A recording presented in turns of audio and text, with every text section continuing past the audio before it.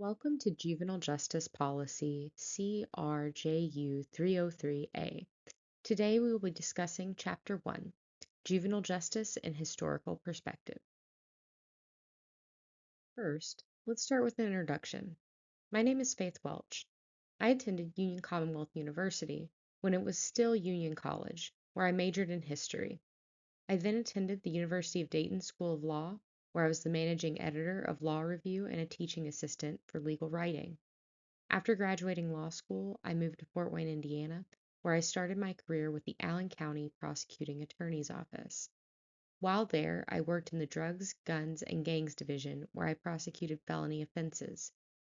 After I left the prosecutor's office, I joined my current firm, Haller Colvin PC, where I currently practice bankruptcy law, criminal defense, and civil commercial litigation. I have had the opportunity to defend clients charged with murder, possession, and sexual assault cases, and frequently find myself in federal court. Our learning objectives for today's lecture are to learn the history of juvenile justice in the United States, to discuss the trade-offs between due process rights and informality, to discuss the contemporary challenges facing juvenile justice and potential reform, and to discuss the ideal system of juvenile justice versus the reality of its current state and future. The first family court was developed in Illinois in 1899. This was far sooner than most people would expect, given America's general treatment of the criminal population during that time period. While the founders of the juvenile justice system in America envisioned it as a bastion for reform, America itself served as a model for deeply seated thoughts of retribution and retaliation. The rise of violent crime in the late 90s and early 2000s led many citizens to become disillusioned with the Reformation model of the juvenile court system. Reforms are slow to take place, in part due to citizens, judges and lawyers included, equating adult-level criminal systems with the juvenile justice system. Where one group sees the juvenile justice system as too harsh, the other side sees the system as too lenient. The truth likely falls somewhere in the middle. The 90s and 2000s saw an increase in fear of juvenile crime. Criminologist John J. DiIulio Jr. published an article in 1995 titled The Weekly Standard, which coined the term super predator to describe the generation of youth, particularly African American youth, as violent, remorseless criminals. This myth gained traction among lawmakers in the late 90s when almost every state had enacted laws to treat juvenile offenders as adults in a variety of situations, but almost always disproportionately affecting African American juveniles. DiIulio warned that by the year 2000, an additional 30,000 young murderers, rapists, and muggers would be roaming America's streets. Steve Drizin, a Chicago lawyer who defended teens in the 90s, stated that it had a profound effect on the way in which judges and prosecutors viewed his clients. The idea of rehabilitation was upended and ignored, and punishment became the name of the game. DiIulio later admitted that his super predator claim had failed to hold water, as crime rates had already begun falling at the time that his article was published. However, the damage was done, and despite crime rates falling 60% between 2008 and 2018, the damage done by DiIulio's statements has yet to be fully repaired. The question then becomes, is there a solution? The Code of Hammurabi documented the first distinction between juvenile and adult offenders. The Code of Hammurabi discussed runaways, children who disowned their parents, and sons who cursed their fathers. For example, a son who disowned his parents was to have his tongue cut out. If a son cursed his father and returned to his home, the punishment was to pluck out his eye. If a son were to strike his father, his fingers were to be cut off. In both Roman and canon law, there was a distinction between adults and juveniles based on the notion of the age of responsibility. The Jewish Talmud specified conditions under which immaturity was to be considered an imposing punishment, including no corporal punishment prior to puberty, 12 for females and 13 for males, and no capital punishment until the age of 20. Similar leniency was found in Muslim teachings, as children under the age of 17 were typically exempt from the death penalty. The 12 tables codified in the 5th century BC in Roman law clarified that children were to be dealt with by the criminal justice system, but noted that some offenses required less severe punishments for juveniles. Children were eventually classified as infans or infants, proximus infantia, close to childhood, and proximus pubertati, close to puberty. Infants were not responsible for their actions, while those who were close to puberty were responsible for their actions, and those in between were treated somewhere in between. Later, in English common law, around the 11th and 12th centuries, children under the age of 7 were presumed to be incapable of forming the requisite intent to commit a crime. This is because they lacked the requisite mens rea, or mental state, to act intentionally. However, even today, society struggles to define an age where children can form that requisite mens rea to commit a crime. Mens rea is a required element of most crimes. For example, when an adult offender commits a battery, the necessary elements are that a person knowingly or intentionally touches another person in a rude, insolent, or angry manner. The mens rea is the knowingly or intentionally portion. Do children have the capacity to understand that their touch of another person is rude, insolent, or angry, such that they can expect it to cause harm? Or is it enough that they have the mental capacity to understand that they intended to touch another person? Chancery courts were courts under the purview of the king's chancellor, and were established in the 15th century. They were designed to hear special petitions concerning women, children, and other unique matters.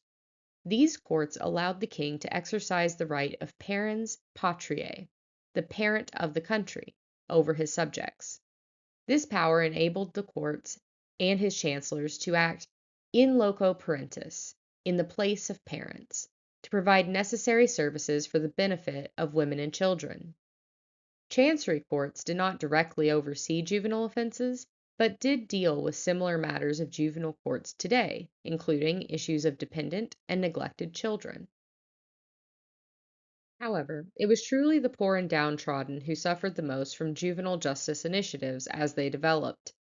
In 1562, the Statute of Artificers was enacted, which enabled the involuntary removal of poor children from their pauper parents. The Poor Relief Act of 1601 went one step further by forcing young pauper children into apprenticeships. The Hospital of St. Michael's was established in 1704 by Pope Clement XI. The goal of the hospital was to reform juvenile delinquents into useful citizens. This definition of juvenile delinquents included those up to 20 years old. In 1788, Robert Young opened the first private institution for youth offenders in England, with the goal of educating young juveniles in a trade or occupation. In 1818, the term juvenile delinquency was cited as a major cause of pauperism by a New York City committee designed to address the same. Given the rise of the concern associated with this newly coined term, several institutions were established to address the issues. In 1825, the Society for the Prevention of Juvenile Delinquency was founded and advocated for the separation of juvenile and adult offenders. They cited the brutality directed by the adults towards the juveniles and the clear detriment to the juveniles' rehabilitation. In 1855, Illinois passed the Chicago Reform School Act to house juvenile offenders, followed by the formation of industrial schools in 1879. The Industrial Reform School Act of 1879 was targeted towards female juvenile delinquents, teaching them domestic services and needlework. Ultimately, however, the provisions of the Illinois Industrial School Act were found to be unconstitutional in 1888. Unlike most eras in history, the progressive era of 1900 to 1918 was actually exactly that in the juvenile justice arena. A time of extensive social justice reform, women's suffrage, campaigns against child labor, and the fight for the 8-hour workday were common issues. With the progressive era came the era of socialized juvenile justice. which began viewing children not as miniature adults, but as persons with less fully developed morality and cognition. The goal became to determine the best way to treat and rehabilitate the child, but this came at a cost. The formality of juvenile justice proceedings eroded, and their due process rights along with them. Further, the idea of removing juveniles from undesirable social situations became a crux of the solutions proffered to cure juvenile delinquents. Ultimately, the courts began emphasizing the necessity of education and treatment for juvenile offenders. By 1917, all but 3 states had passed juvenile court legislation, and by 1932, there were more than 600 independent juvenile courts in the United States. By 1945, all states had passed legislation creating separate juvenile courts. There are stark differences between civil and criminal court proceedings, and it appeared that the founders of the juvenile justice movement were more inclined to treat juveniles in a manner consistent with civil court proceedings. Hearsay was suspended, and the preponderance of the evidence standard was used in lieu of the more stringent beyond a reasonable doubt standard. Judges were given far greater discretion in dealing with youthful offenders, and this resulted in an abuse of the process. In Ray Holmes is a case that originated in Pennsylvania in 1954. SCOTUS denied certiorari, asserting that juveniles were not treated under the same standards as criminal defendants. Joseph Holmes had a history of trouble with the authorities. When he was 13 years old, he had been adjudicated delinquent after having been involved in a highway robbery. At the time, he was placed on probation. Subsequently, he was accused of a burglary and truancy, which continued his probation. In 1953, at 17 years old, Holmes was charged with larceny of an auto, operation without consent, and operating without a license after he stole his neighbor's car. However, Holmes was asked if he had a license to drive the car, and he responded no. His attorney argued that forcing Holmes to answer that question violated his right against self-incrimination, but the court said that Article 1, Section 9 of the Constitution only applied to criminal prosecutions, which Holmes was not in. Morris Kent, 16, was charged with rape and robbery. Kent confessed, and the judge waived his case to criminal court based on the confession without providing any documentation to Kent, his attorney, or making any written findings. Kent was found guilty in adult court and sentenced to 30 to 90 years. His attorney argued that his waiver was invalid, as the judge had not completed a full investigation, and that Kent was denied his rights since he was entitled to a hearing that included the essentials of due process under the 14th Amendment. SCOTUS agreed, finding that a waiver to adult court is an important hearing, which requires the protections of the 14th Amendment.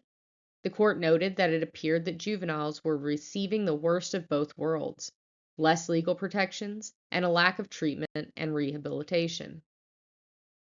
Gerald Galt, age 15, and his friend Ronald were taken into custody after their female neighbor called the police to report that the boys were calling her and making lewd and indecent remarks of the sexual variety. Unfortunately for Gerald, he was on probation for pickpocketing. Officers came to his home and took him away, contacting neither his father or mother, who were at work. It wasn't until well after 6 p.m. that Gerald's mother learned of his whereabouts and learned about his hearing set for the very next day. On the day of the hearing, an officer filed a petition with the court, which was not served on the Galts. In fact, none of the family saw the document until they filed their writ of habeas corpus. The petition contained no facts and only stated that said minor is under the age of 18 years and is in need of the protection of this honorable court, and that said minor is a delinquent minor. It prayed for a hearing and an order regarding, quote, the care and custody of said minor, end quote. The neighbor who had accused Gerald of making the lewd call never appeared at the hearing, and there was no testimony taken. No recording happened or transcript was made. No record existed of the hearing absent the recollections of those who were in attendance. Gerald was released after 5 days in a detention center after the hearing, but the officer delivered a handwritten note to his mother that said another hearing would occur in just a few days' time. Still, the neighbor never appeared and Gerald never admitted to making the statements. Based on this mountain of evidence, or lack thereof, the judge sentenced Gerald to the training school until his 21st birthday. The Supreme Court ruled that in instances where a child's liberty is at stake, they are entitled to the same due process rights as a criminal defendant, and here Gerald did not receive those rights. In Winship, the court determined that a juvenile court delinquency proceeding should have the same standard of proof for those of adults in criminal court, beyond a reasonable doubt. In Breed v. Jones, the court decided that trying a juvenile who had previously been adjudicated delinquent in a juvenile court for the same crime as an adult in adult court violated the double jeopardy clause of the Fifth Amendment if the adjudication involved the violation of a criminal statute. In McIver v. Pennsylvania, the court held that the due process clause of the 14th Amendment did not require jury trials in juvenile court. In JDB v. North Carolina, a special education student was questioned by school officials, a police officer, and his parents were not present. He was not read his Miranda rights and was not free to leave until after he incriminated himself. The court decided age matters with regard to custody and Miranda rights. The court found that age was a determining factor in deciding whether a child is in custody, and they may not feel free to contradict an authority figure. Christopher Simmons told many of his friends of his desire to murder someone. Before he committed the crime he was charged with, he told his friends about his plans and proposed that he would commit a burglary, break and enter into a home, tie up his victim, and then throw his victim from a bridge. Simmons told his friends that they could, quote, get away with it, because they were minors. Simmons and his friend Benjamin entered the home of Shirley Crook. Simmons recognized Mrs. Crook because they had been an offender bender previously. He duct taped her eyes, mouth, and hands, and drove her in her own minivan to the local state park, reinforcing the bindings, covering her head with a towel. When he arrived at the bridge, he tied her limbs together with electrical wire, wrapped her entire head in duct tape, and threw her from the bridge, where she drowned. Mrs. Crook's husband arrived home the next day and reported his wife was missing. On that same date, her body was recovered by local fishermen.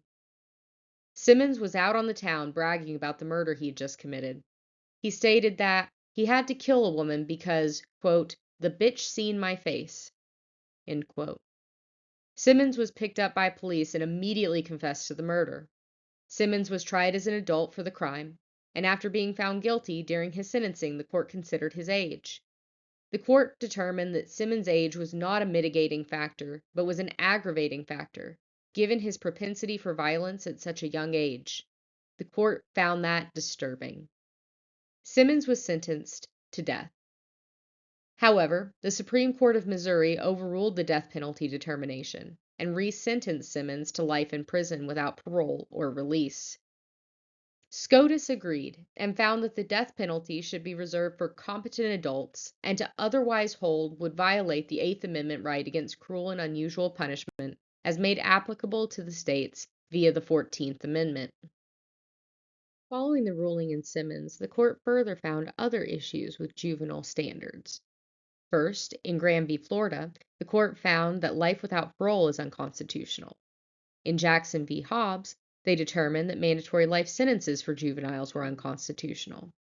In fact, they believed this so strongly that in Montgomery v. Louisiana, they determined that their ruling in Jackson v. Hobbs could be retroactively applied, and that juveniles being held on mandatory life sentences could appeal and have those sentences overturned.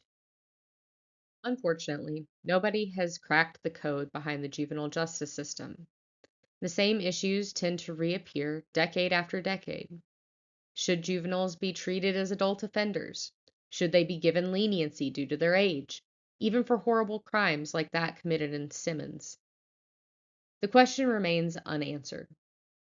Further, reformation efforts are slow to take effect. By the time a generation learns the best way to treat juveniles, the landscape has drastically shifted. The same reformations that may have been effective for children raised in the 1980s won't be nearly as effective on children raised in the early 2000s, and so on. Issues also arise when matters of wealth disparity, race, and gender arise. Not only this, But does placing juveniles in situations in which they encounter adult offenders reaffirm their circumstances and increase their recidivism rates? Groups also differ in their proposed solutions.